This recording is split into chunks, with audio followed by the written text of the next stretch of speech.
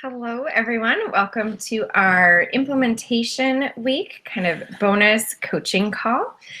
And as always, I need to start here by changing the settings here now that the call is live. So give me a moment, and that'll also give people a moment to get on the line.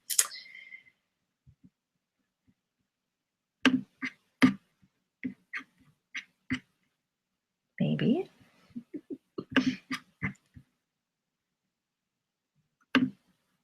Okay.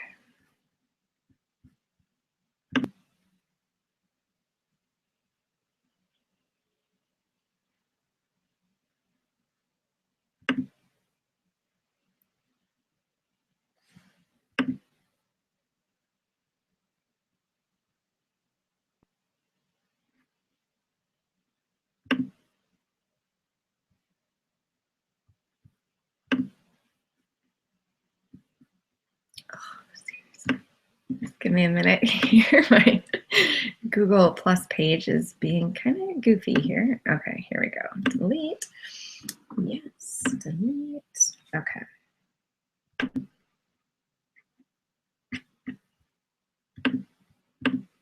Okay, thank you for your patience on that. All right, so just letting people kind of get on the line here, and I am going to just check on the chat box and see who we have joining us here today. Miriam, hello, welcome. Yeah, anyone else as you're coming in and joining us, feel free to just say hi. Who's here? Mindy, welcome. Good to see you. Yeah, so this week is just our implementation week call. So it's been a week of no new content. So hopefully a chance just to catch up or review things or not look at any of it. All of that is perfectly fine. And we have, starting next week, 2 weeks of the Mindful Mama, Mindful Monkeys. And so we'll be exploring ways to bring mindfulness to our kids and how do we teach this in ways that are age appropriate and kind of the right dosage and all of that with mindfulness. And so my son is my guest instructor on that and sharing quite a bit of what he has been learning, especially in kindergarten. His teacher does tons of mindful breathing strategies, which is awesome. So we'll be exploring that, but really, you know, the groundwork for that, the most important piece of teaching mindfulness to our kids is that we're practicing and kind of all this that we have been working on in the last 4.5 weeks.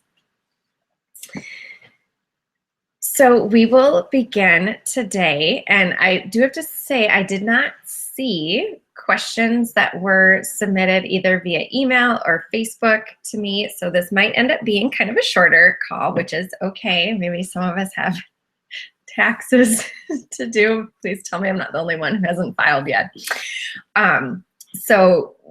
This might be a bit of a shorter call, and we'll certainly take whatever questions you guys have and the questions that come in, but I think people have been enjoying a week off. So there are some things that I'll be talking about and kind of adding in, but like I said, it might be a little bit shorter, which is fine.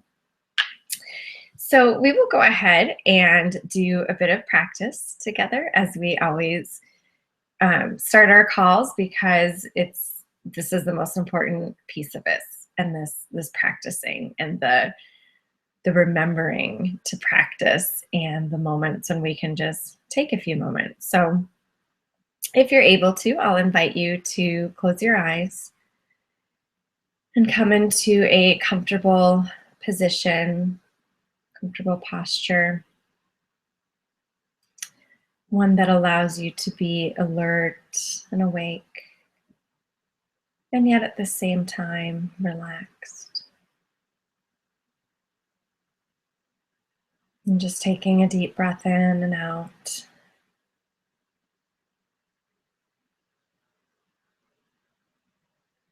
Just giving yourself permission to shift from doing mode into being mode. And for right now, there's no other place to go, nothing else that needs to be done, except to simply rest in awareness.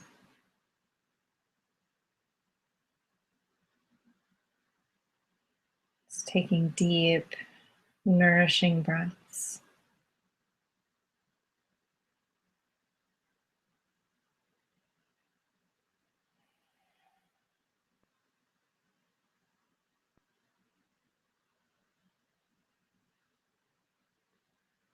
Perhaps noticing if, after just a few moments of being still and silent, if there's a tendency in the mind or in the body to want to move,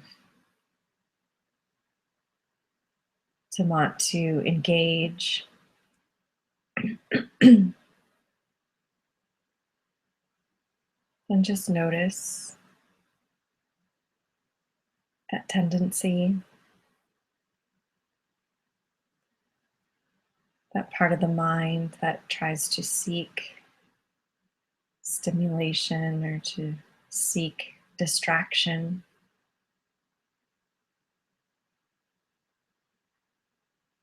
And then invite your attention to come back to breathing, to the body.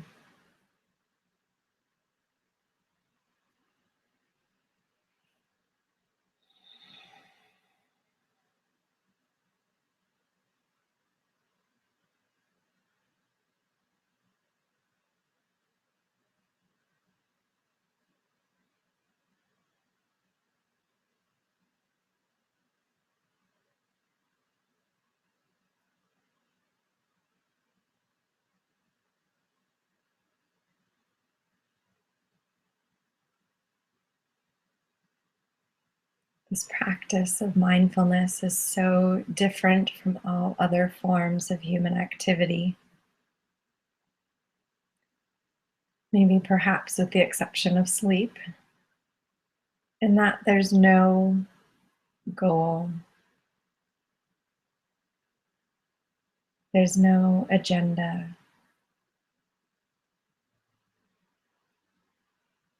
there's no need to do it right or to do it in any particular way, except to simply do it and to take our seat and to breathe and be present with whatever's arising.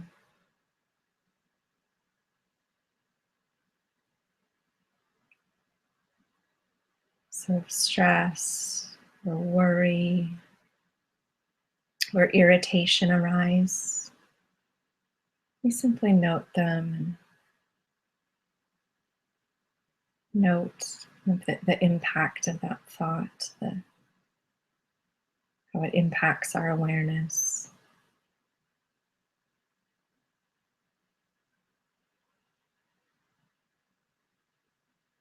And if what we notice and experience is a sense of calm and peace, we simply rest in that.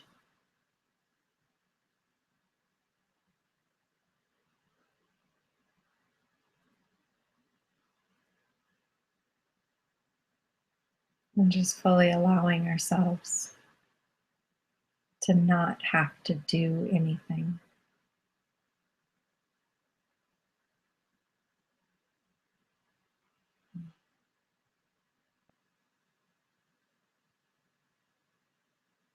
Perhaps we can even give the various muscles of the body and the face a chance to rest and to just feel the effect of gravity. Perhaps letting the jaw fall open, letting the tongue just rest in the mouth.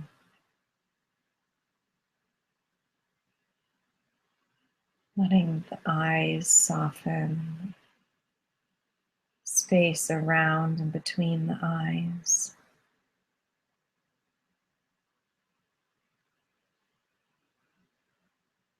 Noticing if the forehead is tight and tense and just letting that soften as well.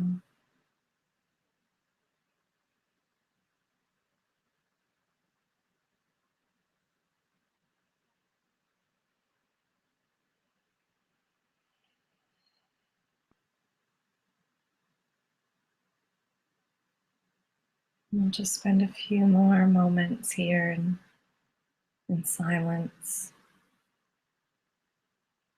being present with the breath and with our own experience.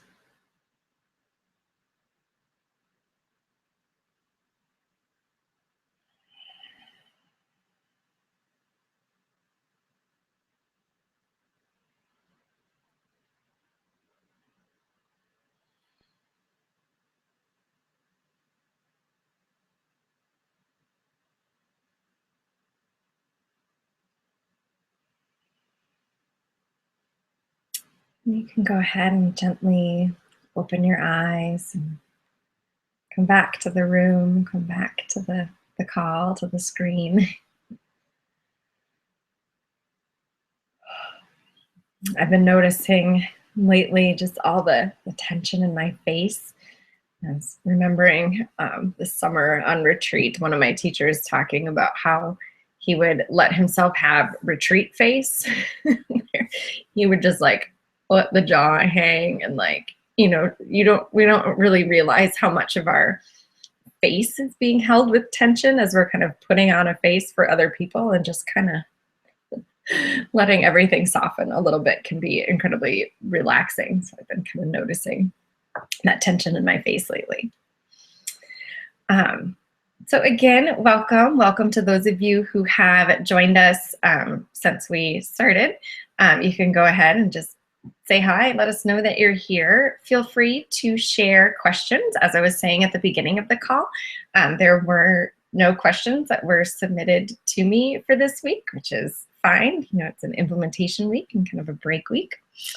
So feel free. So like I said, add questions. Let me know if there's anything we need to chat about. One thing I did want to share with you is I've been pulling together some resources for a new class that I am putting together on using the body to reduce stress, and really doing a lot with body awareness. And was reminded of this practice that we learned in my training with Mindful Schools. And so I wanted to share that with you. And so this is from Peter Levine, and he does a lot with body awareness and how that can really help us with dealing with the full catastrophe. And he has this model called CYBAM. And I always want to call it Simba because that's easier for me to remember the order of the letters. But there's actually like a reason why it's CYBAM and it goes in that order. But this kind of fits in with some of the things we've been talking about in these last couple weeks about keeping calm, being present with our children, and how do we kind of catch that that impulse to lash out or to kind of flip out and return to a sense of calm. So the S stands for sensation. So he says the first level is just tune into what's going on a bodily level. So we did a little bit of this in week 3, talking about emotion, because we might say like, I'm anxious. Okay, but what is that? Where is the anxiety? What are you actually feeling in the body? Like, how are your muscles feeling? Are you tensing here? And then using that in some ways, like those physical signals become a signal of what's maybe going on in our mind. So that first is sensation. Then the I is image. And so image is like, actually like not just images, not images in our head, but actually in the outside world. So really attend to the outside world. What can I see? So I've used the analogy, like see it like a movie camera. What would we see? What do you smell? Several of the students I work with have shared to me that this is something they do to help themselves, and they try to go with all their 5 senses. What do I taste? What can I feel? What can I smell? What do I hear? Because that brings us fully and completely to the present. We can't smell in the past. We can't see in the past. So what's actually going on here is just that way of fully returning to the sensory physical world and helps us return to the now. Okay. So sensation, image. So again, the model is CYBAM. Okay. So B is behavior. What behaviors are you engaging in right now? For me, I've noticed, and my kids have now even picked up on this, like when I do this, that's the sign that like triggering is about to happen. So like, am I noticing that I'm doing that deep sighing? Or maybe sometimes we notice we're wringing our hands. I noticed something after my daughter was born, like when I was nervous, I would really start like rubbing my thighs, like rubbing my legs. And that was kind of like oh gosh, I'm really kind of nervous. Again, sometimes these things happen and, we're feeling something and it's just still on this bodily level and it's not cognitive yet. And so we're doing the hand wringing, or we're kind of maybe doing this or something that we realize,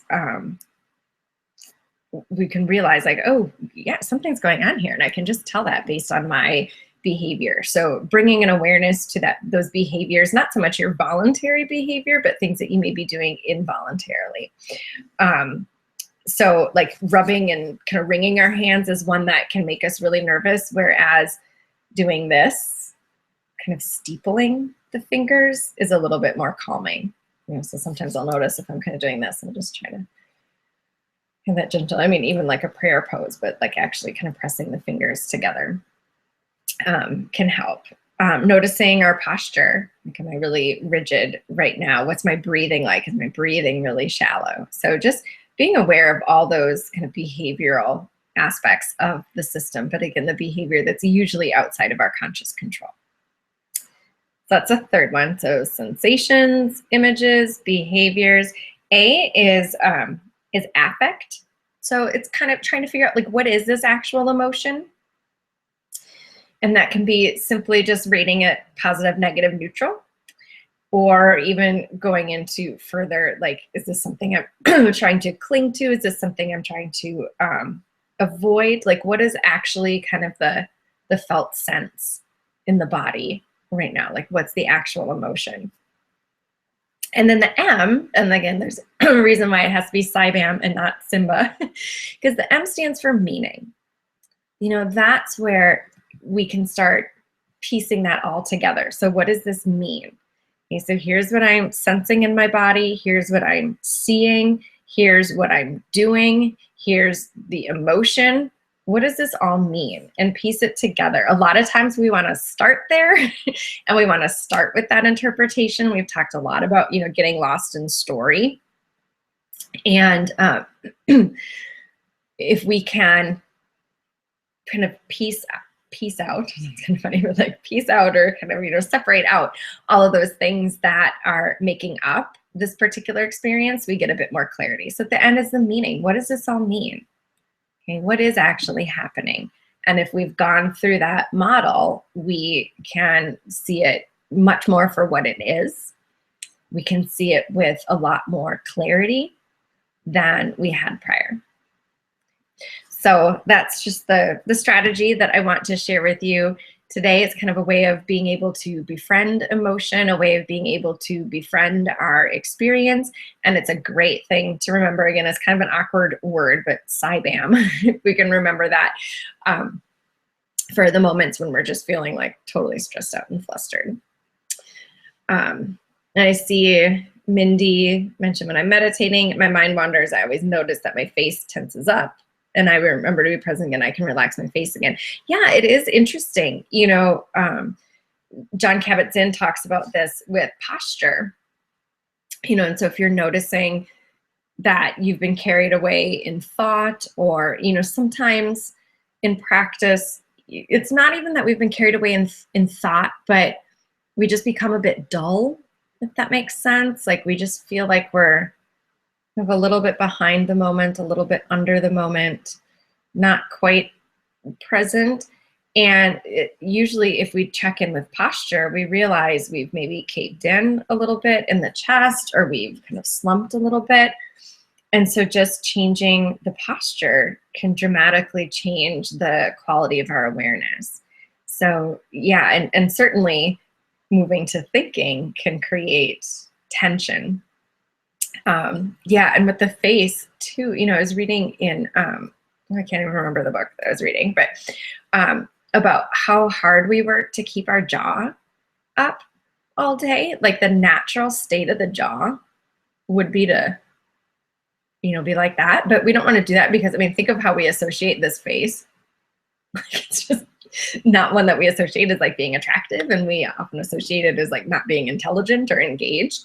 So we do all this work to keep our jaw here, and can we just like, let everything kind of settle. In the Feldenkrais method, I'm actually not sure how you pronounce it. They talk about, finding that posture and the position where the muscles have to do kind of minimal work to keep the frame supported. The analogy, if you think of like the head is incredibly heavy. And think about how we're often in our day, like if we're over a computer or we're over our phone and we have our head down during the day, that's a lot of weight. It's incredibly different. And I can't remember the actual numbers, but when we're sitting upright with good posture and everything's aligned, we're really not straining muscles in the head. It's almost like it just kind of floats naturally. And then when we lean forward, now we're putting all that strain and tension in the muscles. And then that can send signals to the brain that we're tense. The analogy they sometimes use is like, they say it's easy if you were to balance a broom, like just put the base of the broom here and let the broom stand up on your hand. Like, I think that would still be kind of hard, but you could probably find a way to balance a broom like that. And then as soon as you try to take the broom and angle it like in front of you and hold it, it becomes really heavy. It's kind of that same thing. And so just the more we can pay attention to that body position during the day, whether it's with our children or anything, it really can, really has a profound impact on our mental state. Again, I'm just fascinated kind of diving into all this research right now about the body and how much we kind of neglect the body, but how important the body is in terms of how we're feeling throughout the day. So yeah, it sounds like Mindy, kind of you're noticing some of that as well. I'm just going to take a moment here to check if any questions have been submitted either in the Facebook group or via email. So give me a moment here to mindfully get distracted.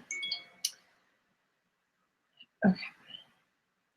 A lot of emails, but not questions. So let's see here.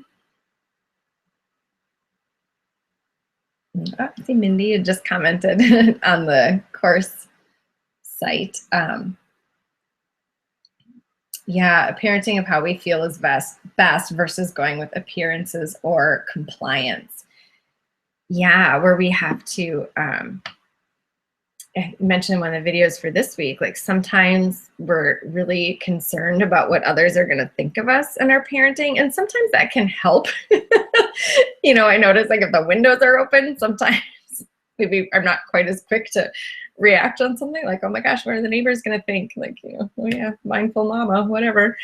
But sometimes we can really get tripped up in that. And, it is funny how perceptions can be so different. I can't remember if I shared this story last week, but we were at the Mall of America last week for spring break, and my son had a little meltdown, and it like wasn't that big of a deal, but my dad was acting like it was the worst meltdown ever. And I don't know if he was kind of thinking I should have snapped on him sooner, but like I knew we'd been going on rides for an hour and a half. I knew my son was 6 and he was hungry and needed to eat, and that this kind of, I get cranky when I'm hungry. So kind of just not allowing the tantrum, like certainly I was, working with him, but also not going to like get all on him because we're going to go eat in 5 minutes and he's getting hungry already. So yeah, sometimes we do just need to trust our instincts and trust that we know what is going to work best for our child and not worry about what everyone else at Target is going to think of our parenting ability. All right, I'm just going to check in the Facebook group here quick too. Okay. Oops.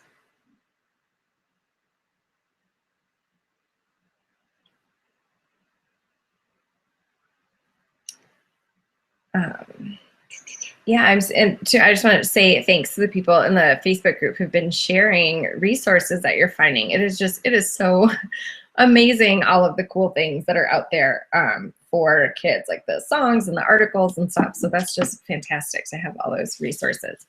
So I didn't see other questions or things being submitted. So if there's anyone on the line who has a question or comment that they want to add in, feel free to post a comment or a question for us here. Again, I can give you a bit of a kind of a preview for what's coming up next week. We will, as I said, we have 2 weeks on teaching mindfulness to kids. And so this first week, next week, is just kind of some basic principles, some basic things about teaching mindfulness, kind of some introductory lessons. And then the second week is more like little games and activities and ways that you can kind of bring mindfulness into your family routines. And as I said in the beginning of the course, there will be things for really little kids and for teenagers as well. And I'll share tons of resources and things that are available. This time I've got PDFs and handouts for your kids. So some coloring sheets and different activities and things that you can do with your kids. So it'll be a fun couple weeks. And so there's just one coaching call remaining. And so that's not this coming Friday, but the following. So in 2 weeks, we will meet again for our final coaching call for any questions and all of that. And as I keep saying, you have continuous access to all of the information. So, you've got all the time in the world to keep working on this stuff. So yeah, I'm not seeing questions, and it looks like we don't have a ton of people on the line right now. I think people are either doing their taxes or enjoying a week off, which is awesome. So yeah, Mindy says, excited for Mindful Monkeys. I think my kiddos will love it too. Yeah, it's fun. And my son, you'll see him, he's kind of a bit of a ham for the camera, but he's very excited to be sharing the things that he's learning in his classroom. It's pretty cool. Yeah. Well, all right. I guess we will wrap things up early, and you can enjoy your Friday. I don't know. I know we're all over the world and in different parts of the states, but it is just like absolutely gorgeous here, and finally summer. So probably one of the best things we could probably do is to go out and enjoy the warm weather. So thank you for those of you who were joining us on the line today, and I will see you online and see you in a couple weeks for our final coaching call. Thanks, moms. Have a good weekend.